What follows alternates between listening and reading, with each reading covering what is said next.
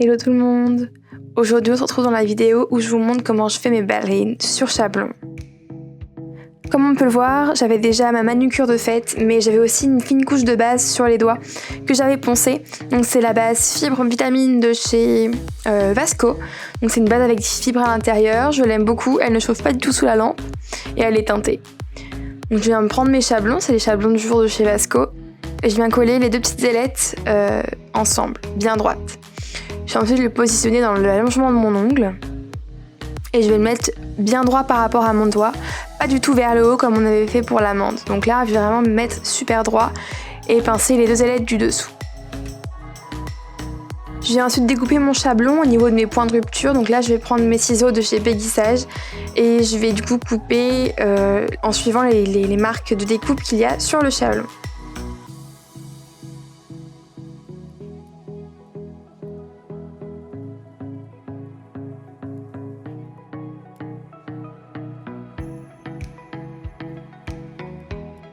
Après avoir coupé au niveau de mes points de rupture, je vais insérer mon chablon par le dessous et le pincher jusqu'à la taille 5, puisqu'on va aller jusqu'à la taille 3. Je vais prendre mon gel de chez Vasco, c'est le Baby Boomer, donc c'est un super beau gel rosé qui est non auto-égalisant et mais qui se travaille super bien je trouve. Dans le pot il paraît être d'un rose flashy, mais il est en vrai très naturel sur l'ongle, il est d'un joli rose pâle qui se rapproche de la couleur de l'ongle naturel. Il peut très bien convenir si vous voulez un effet naturel. Le laisser simplement comme ça ou pour un baby boomer. Je vais donc prendre une boule de gel pour faire mon extension. On va aller jusqu'à la taille 3. Donc je viens de poser à la jonction de mon ongle naturel et du chablon et je vais commencer par recouvrir mes points de rupture. Je passe ensuite mon gel en suivant les lignes dessinées sur le chablon qui représentent un carré, mais c'est le pinchage du chablon qui va donner la forme ballerine. Je viens prendre une autre boule de gel que je vais positionner sur la surface de mon ongle afin qu'il n'y ait pas d'escalier entre mon extension et mon ongle naturel.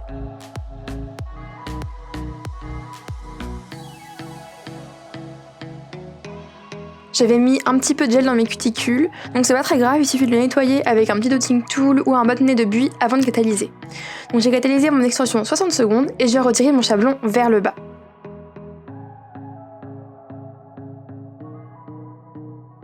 Ici on peut voir que l'extension n'a pas du tout de bombé et du coup on va bien le créer avec le gel. Je vais venir mouiller mon ongle avec une fine couche de gel et je vais prendre une boule que je vais d'abord placer près de mes cuticules. Une fois que j'ai placé ma boule près des cuticules, je vais venir l'étirer jusqu'à la pointe de mon ongle.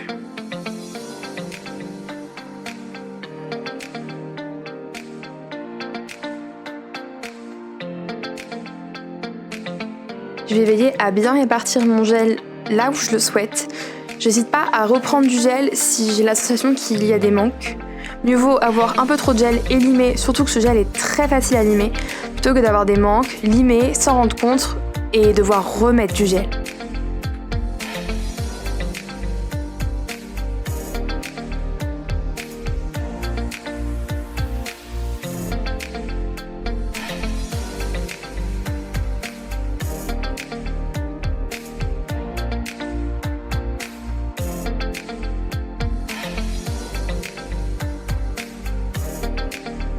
Une fois que j'ai réparti mon gel, ça donne ça et je vais catalyser ça pendant 60 secondes sous ma lampe. Je dégraisse et on passe au limage. Ici je vais utiliser ma base métallique de chez Stalex ainsi qu'un abrasif 180 que j'avais déjà utilisé pour préparer mes ongles et je vais commencer à faire ma forme.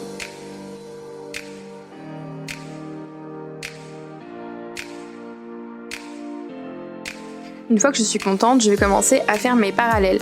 Donc de mes deux côtés, je vais limer, ça va me former des murs. Je contrôle souvent mon avancée en regardant mon ongle de face, de profil, du dessous, de partout pour savoir où est-ce que j'en suis dans mon limage. Après avoir limé mes murs, je vais limer mon ongle sur le dessus.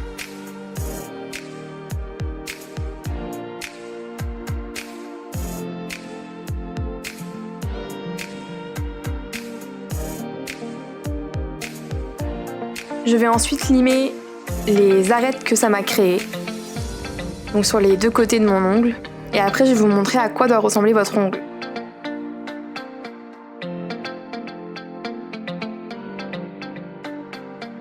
Comme on peut le voir, on dirait que l'ongle a comme des facettes d'un diamant. C'est ce qu'on appelle le limage diamant. C'est ce que moi j'utilise pour faire mes formes. Je trouve que c'est plus facile et on peut voir vraiment notre avancée. Donc là maintenant je lime mon bombé avec ma lime. Mais ce n'est pas grave si on ne va pas jusqu'au bout parce qu'on va prendre notre embout emery et on va le limer et gommer toutes les facettes qu'on a faites avec notre lime. Je commence donc par ma zone cuticule et ensuite je vais désépaissir mon bombé.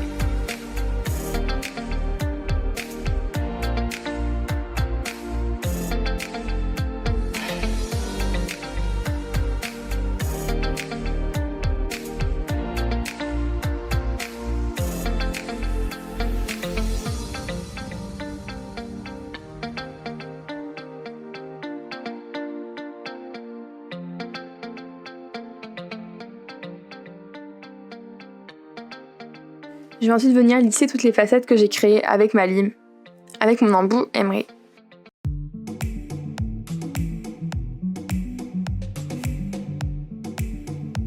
Une fois que j'ai tout gommé et que je suis contente, je vais venir passer un coup de bloc.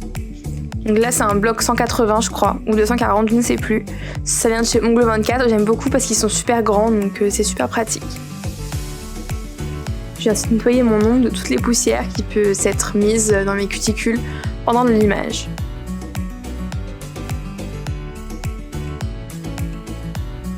À la forme, on a une petite ballerine bien mignonne avec un petit bombé très raisonnable et surtout un joli C-curve.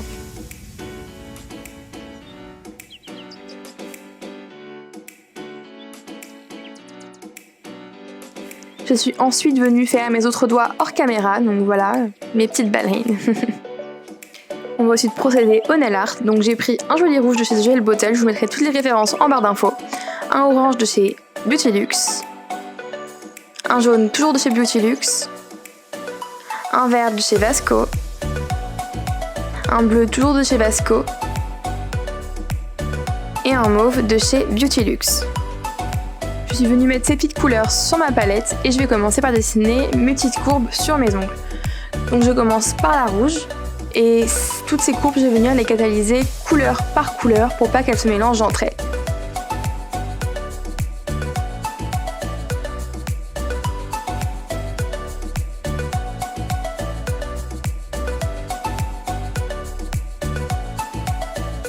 Pour les courbes, ils se terminent à un endroit où il y a votre peau ou votre cuticule. Il suffit de les nettoyer si vous dépassez, néanmoins faites attention car si c'est une couleur qui est trop néon et trop pigmentée, ça risque de laisser des petites traces, donc c'est pas très esthétique.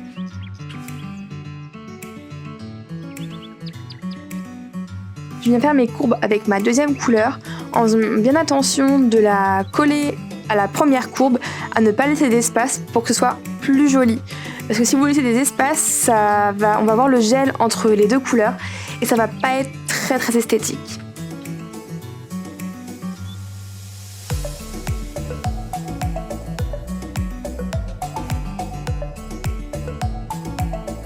J'aurais pu choisir de tout faire en one shot, c'est-à-dire de ne pas catalyser entre les lignes de couleurs. Mais on n'aurait pas eu le même effet. On aurait eu les VSP qui bougent un peu, qui se mélangent, qui coulent. Ça pourrait faire quelque chose de plus diffus. Mais là, je voulais vraiment que les lignes soient bien distinctes et que ça fasse vraiment comme un arc-en-ciel du coup. C'est pour ça que pour ce rendu, j'ai dû catalyser les lignes chacune les unes après les autres.